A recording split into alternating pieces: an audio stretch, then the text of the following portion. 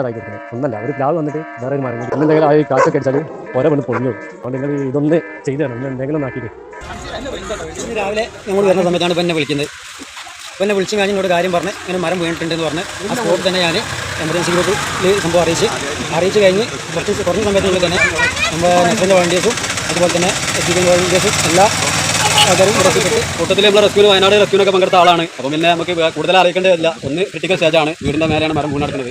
പെട്ടെന്ന് എമർജൻസി ഗ്രൂപ്പിൽ കാര്യങ്ങൾ നിർദ്ദേശങ്ങൾ കൊടുത്തു, അത്രയും പെട്ടെന്ന് കൊണ്ടെത്താൻ പറഞ്ഞു. ബാക്കിയുള്ള ആളുകളൊക്കെ എത്തി സജീവമായിട്ട്. ബാക്കിയുള്ള രണ്ട് വേറെ ടീം കൂടി ഉണ്ടായിരുന്നു, അവരുടെ ടൈപ്പായിട്ട് പൂർണ്ണമായിട്ടും സക്സസ് ആയിട്ട്. എമർജൻസി ഗ്രൂപ്പിലാണ് ഇത് പെട്ടെന്ന് കണ്ടു കഴിഞ്ഞപ്പോൾ പിന്നെ ഒന്നും അറിയിക്കാനല്ലോ, നമ്മളെ ഡ്യൂട്ടി അതാണല്ലോ. അപ്പോൾ വേറെ പുറപ്പെട്ട് കാര്യങ്ങൾ ഭംഗിയാക്കി ചെയ്തിട്ടുണ്ട്. മെസ്സേജ് ഒന്ന് അത് കണ്ട് എത്ര പെട്ടെന്ന് ഓടിയെത്തി പരിപാടിയെല്ലാം പോയതായിരുന്നു. അവിടെ പെട്ടെന്ന് യൂണിഫോം ഇടാൻ പറ്റിയില്ല, അങ്ങോട്ട് ഓടി വിളിച്ചൊന്നും തന്നെ എല്ലാവരും കൂടി വീടിൻ്റെ മരം വീണത് മലപ്പുറം ജില്ലയിൽ നിന്ന് മേലാറ്റൂരിൽ വരുന്ന സാജാനക്ക നസ്ര റെസ്ക്യൂവിന് വിളിക്കുന്നത്. എല്ലാവർക്കും അറിയാം, മഴ ശക്തമായിട്ട് കനത്തുകൊണ്ടിരിക്കുകയാണ്. അപ്പോൾ ആ ഒരു സാഹചര്യത്തിലാണ് പെട്ടെന്നുണ്ടായ ഒരു എമർജൻസി കോളാണ് വീടിൻ്റെ മുകളിലേക്ക് ഒരു മരം വീണിട്ടുണ്ടെന്നുള്ളത്.